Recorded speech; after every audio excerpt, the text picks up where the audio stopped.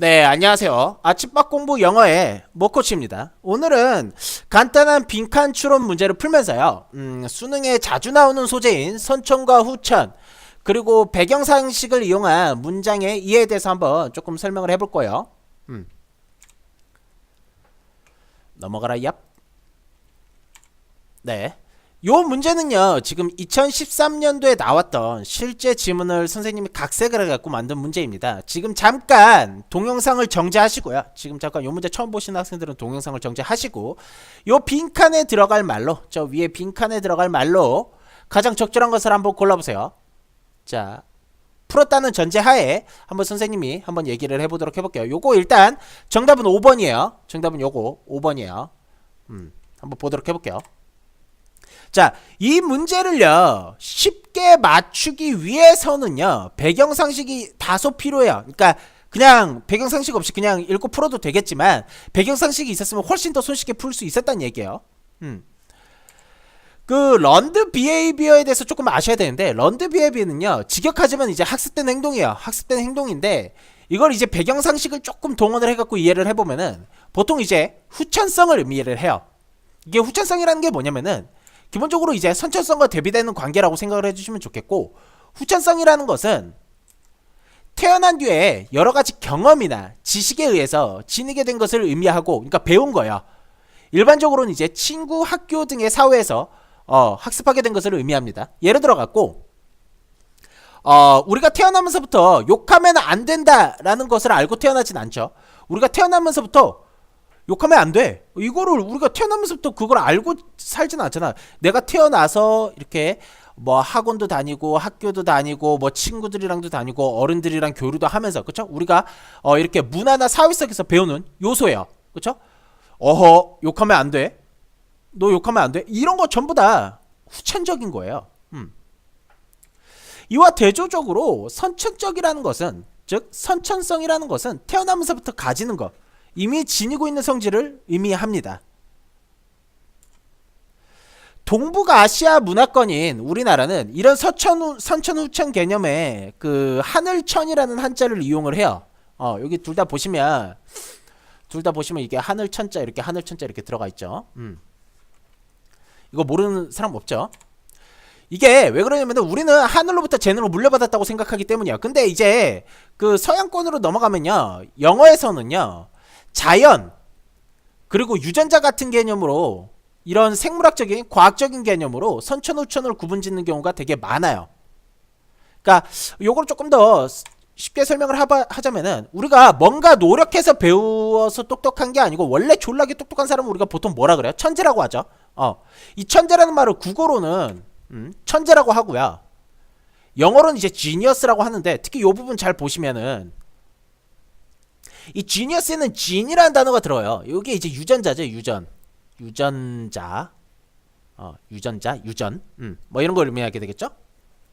그래서 그 영어권에서는 유전적으로 애초에 재능이 있는 거를 이제 보통 졸라게 똑똑한 사람이라고 얘기를 하고요, 이제 국어에서는 하늘이 내려준 재능을 보통 이렇게 표현을 합니다. 그러니까 이게 그 동양권이랑 서양권이랑 약간 좀 달라요. 동양권이랑 서양권이랑 약간 좀 달라요. 그 선천과 후천을 대비해 갖고 전개하는 지문에서 선천을 의미하는 단어들은 굉장히 다양하게 나와요. 선생님이 이 앞선 요 장면에서도 얘기했다시피 기본적으로 유전자나 자연, 이런 생물학적인 개념인 단어가 선천으로 나오는 경우가 영어에서는 되게 많아요. 국어에서는 그렇진 않지만 대표적인 단어로는 네이처가 있어요. 이게 뭐냐면은 학교나 학원 등에나 혹은 사회나 문화에서 배운 게 아니고, 즉 인위적으로 배운 것이 아니고 자연스럽게 처음부터 가진 것이라는 의미에서 이 선천을 의미하는 단어가 네이처와 관련된 단어들이 되게 많이 나와요. 이 인네이트도요, 요 네이트가 네이처에서 나온 말이야. 이게 인 플러스 네이처야. 뭐 네이처는 네이처 같고요. 이거 잘 생각하셔야 돼요. 자연적인 거의 반대 개념은요, 인위적인 거예요. 우리가 보통 성형 생각하시면 돼요. 자연미인 있고 성형미인 있잖아. 성형미인은 후에 병원 가서 뜯어 고친 거야. 자연미인은 처음부터 이뻤던 거야. 처음부터 가지고 있었던 거. 그쵸? 그래서 자연미인, 성형미인 생각해 주시면 되게 쉬울 것 같아요. 자연미인은 선천적으로 이쁜 애고요. 선천적으로 이쁜 애고, 성형미인은 나중에 후에 이뻐지네요. 후에 이뻐지네. 이뻐진 사람. 이렇게 보시면 되겠죠. 그래서 선천을 의미하는 단어는 그래서 네이처. 그다음 네이처 친구인 인네이트 이렇게 있겠고요. 그다음 또 하나 아까 이제 지니어스 생각해보면 유전적인 단어도 선천을 의미한다고 얘기를 했죠. 유전적으로 이미 내 핏줄부터 가지고 있는 성질이라는 의미에서 생물학적인 단어들이 선천을 의미해서 나오는 경우가 되게 많아요. 뭐 대표적으로 이제 DNA, gene, biological, 뭐 genetic, biology 이런 게 있겠고 뭐 inherit이나 인본 같은 경우도 태어나면서부터 갖고 있는 거 요건 이제 물려받다라는 뜻이 있는데 물려받다 보통 이제 재산 같은 거를 물려받을 수도 있지만 유전적 요소를 물려받을 수도 있거든. 유전적 요소를 물려받을 수도 있어요. DNA를 인헤리트 한다고 하는데 그 예를 들어 갖고 가령 어떤 게 있을까? 이거 잠깐만 펜 색깔이 약간 안 보이네. 이게 노란색으로 해주면 좋을 거야. 여러분 글자가 잘 보이죠? 뭐 가령 예를 들어 갖고 아빠가 대머리야. 아빠 대머리고 할아버지도 대머리고요. 그럼 나도 대머리가 될 확률이 높죠. 그쵸? 그 선생님 친구 중에 한 명이 이게 머리가 이렇게 좀 많이 까진 친구가 있어요. 그 집 제사할 때 가면요 친척이랑 막 할아버지 막 다 오는데 친척 막 삼촌 할아버지 뭐 작은아버지 막 해갖고 가족들이 다 모이잖아. 제사할 때 제사 지낼 때 그러면요 다들 제사할 때 이렇게 절할 때 보면 여기가 다 없대요. 이렇게 절하잖아요. 그럼 여기가 다 없대요. 그 유전적으로 다 물려받아서 그렇죠. 그래서 이 inherit라는 단어도 이제 재산을 물려받다라는 것도 있지만 보통 유전적인 요소도 물려받기 때문에 요 바이오 관련 단어에 들어갑니다. 요런 게 이제 보통 선천을 의미하는 단어가 돼요. 그 다음 이제 요거 조금 지워볼까요? 후천을 의미하는 대표적인 단어는요 뭐가 있을까요? 후천을 후천을 의미하는 대표적인 단어는 런이 있어요. 런. 이게 왜 후천을 의미하게 되냐면요. 기본적으로 이제 배운다, 익힌다라는 개념은요. 처음에 없었다는 얘기예요. 뭔가를 배웠다라는 거는 처음부터 가지고 있지 않았다는 걸 의미하고요. 요거는 이제 보통 후천을 의미하게 되는 거예요. 즉 요약을 하자면은 학습된 행동이라는 것은 처음부터 가지지 않았다는 것을 의미하기 때문에 그게 곧 후천을 의미하게 됩니다.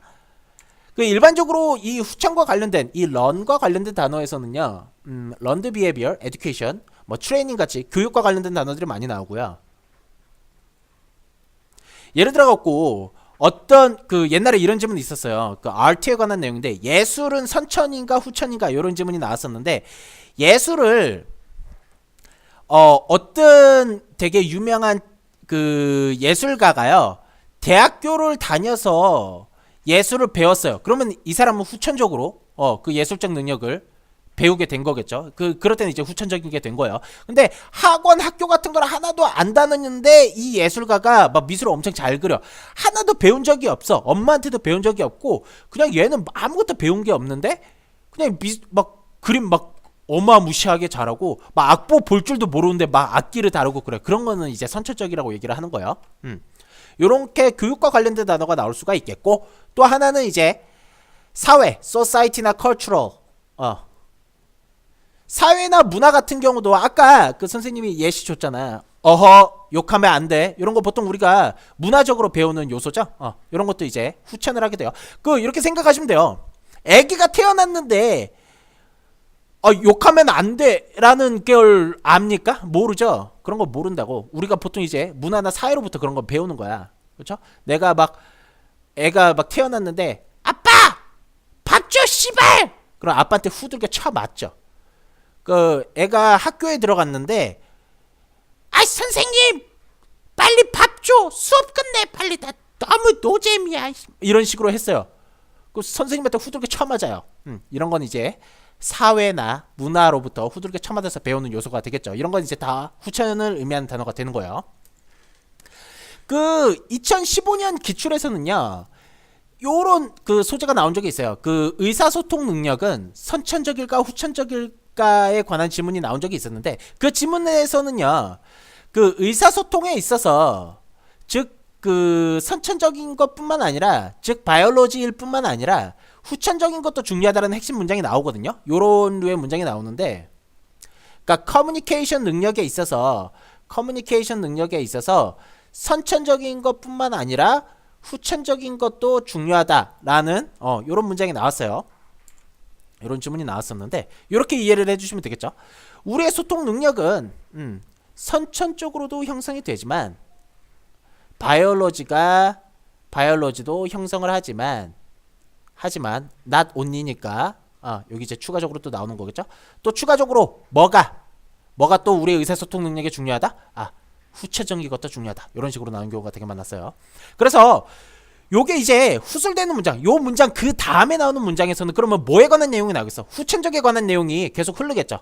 요거 그 다음 내용은 후천적인 내용이 나오겠죠. 어떤 내용이 나오는지 한번 보도록 해봅시다. 요런 내용이 나왔어요. 요거 바로 다음 문장부터 요런 문장이 나왔는데 뭐 education이라든지 training 같은 이런 후천적과 관련된 단어들이 계속 나오면서 요런 게 의사소통 능력에서 되게 중요하다라는 게 계속적으로 흐르게 되었습니다.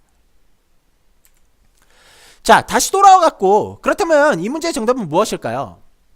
아까도 얘기했다지만 이 문제의 정답은 5번인데 왜 그러냐면요. 자, 많은 사람들이요 협동하는 것이 처음에는 후천적인 것이라고 생각을 했대요. 근데 최근에는 어떻게 생각했대요? 최근에는 어떻게 생각해요? 최근에 그렇게 생각 안 한대요. while이라는 단어가 있기 때문에 이 learned behavior에 대조되는 개념이 들어가야 되거든요. 그렇다면 정답이 뭐가 될까요? 네, biological이라는 선천 내용이 들어가면 되겠죠. 요 아카데미나 컬처럴이나 environment는 전부 다 후천에 관한 얘기예요. 후천에 관한 얘기고 learned behavior가 biological이랑 선천 후천 개념 이렇게 대비되는 개념이니까 정답이 5번이다. 이렇게 찍어주시면 됐던 거였어요. 또한 한 가지 조금 더 다뤄볼게요. 요 지문에서 요 문장 조금 요 파트 이해 안 된다고 하는 애들이 되게 많았는데 요거 한번 조금 더 설명을 해볼게요. 이 또한 선천이라는 기준을 좀 잡고 독해를 하면요, 이 아까 방금 문제에서 후술되는 문장들도 쉽게 핵심을 뽑으면서 빠르게 읽을 수가 있는데요. 요렇게 이해를 해주고 빠르게 읽어주시면 되게 좋아요. 그러니까 앞에 아까 그 협력은 선천이라고 기준이 잡혔잖아. 그러면 이제 선천에 관한 내용만 나오겠네. 선천에 관한 내용만 나올 텐데 요것도 다 지금 선천에 관한 내용이거든요. 요런 거. 왜 그런지 조금 설명을 해볼게요. 이제 브레인 스캐닝 익스페리먼트, 그러니까 뇌를 한번 검사를 해봤더니 과학자들이요 발견해낸 거예요. 사람이 협력할 때 그 발생하는 뇌 작용 부위가 우리가 이겼을 때, 우리가 뭔가 상을 탔을 때, 그리고 맛있는 초콜릿 케이크를 먹었을 때 생기는 그런 부위랑 똑같다는 거야. 그러니까 우리가 뇌가 대충 요렇게 생겼다고 할게요. 뇌 부위가 여러 부위가 있을 거 아니야. 뇌 부위가 요렇게 여러 부위가 있을 텐데 우리가 협력할 때 그 우리가 뇌가 이렇게 작용을 할 거 아니야. 그 요 부분에서 이렇게 작용을 딱 했어요. 요 부분에서 이렇게 딱 작용을 했어. 이 부분에서 딱 작용을 했다고 쳤을 때 이 부위랑 우리가 이 상을 탔을 때 초콜릿 케이크를 먹었을 때 부위랑 같은 영역에서 이제 뇌가 lit up 하면 이제 lit 하면 light의 과거 동사가 되기 때문에 이게 뇌가 이렇게 반짝했다는 얘기거든. 이게 뭐냐면은 우리가 상을 탔을 때 기분이 좋죠. 우리가 위너 프라이즈 했을 때 우리는 기분이 좋아요. 근데 그거를 우리가 학교에서 배워야만 아는 겁니까? 아니, 우리가 선천적으로 갖고 있는 거예요. 학교에서 야 준호야, 너는 상을 타면 기분이 좋아져야 돼 라고 배워야지 우리가 아는 거예요? 그 느낌을 우리가 배워야지 하는 거야? 아니죠. 그 다음 뭐 예를 들어 초콜릿 케이크 같은 걸 먹었어. 맛있는 음식을 먹었는데 맛있는 음식을 먹어서 우리가 기분이 너무 좋아. 야, 그게 학교에서 배운 거야? 엄마한테 배운 거야? 아빠한테 배운 거야? 막 엄마가 준호야, 뭐 개똥아, 길똥아, 너는 맛있는 걸 먹으면 기분이 좋아져야 돼 라고 가르쳐줘서 우리가 아는 거야? 아니죠. 네, 이런 거 다 선천 의미하는 거예요. 선천 의미하는 거예요. 협력할 때 생기는 뇌 부위가 이거 조금 더 한번 싹 지워보고 다시 한번 설명을 해볼까요? 싹싹싹싹 지워보자. 싹싹싹싹 지워보자. 자, 간단하게 한번 요약을 해볼게요. 자, 사람이 협력할 때 작용하는 뇌의 부위가 우리가 상을 타거나 초콜릿 케이크를 먹었을 때 그런 작용하는 부위, 즉 선천적인 걸 했을 때 작용하는 부위랑 같았다. 요거죠. 그래서 협력은 선천. 이런 식으로 이해해줄 수 있겠고요. 요 it makes us feel good도 마찬가지예요. 우리는 협력을 한대요. 왜냐하면 그게 기분이 좋기 때문에, 즉 선천적이기 때문에, 선천적으로 나오는 느낌 때문에 우리는 협력을 한다는 얘기겠죠. 그냥 기분 좋아서. 네, 이렇게 이해해 주시면 굉장히 빠르게 핵심만 딱딱딱딱 찝으면서 읽어주실 수 있으셨겠죠. 자, 요거 실제 지문이에요. 요거 2013년도에 나왔던 실제 지문이니까 한번 풀어보시고, 네, 댓글로 한번 답과 답의 근거도 한번 적어보시길 바랍니다. 여기까지 아침밥 공부의 먹코치의 문맥 예방 강의였습니다. 감사합니다.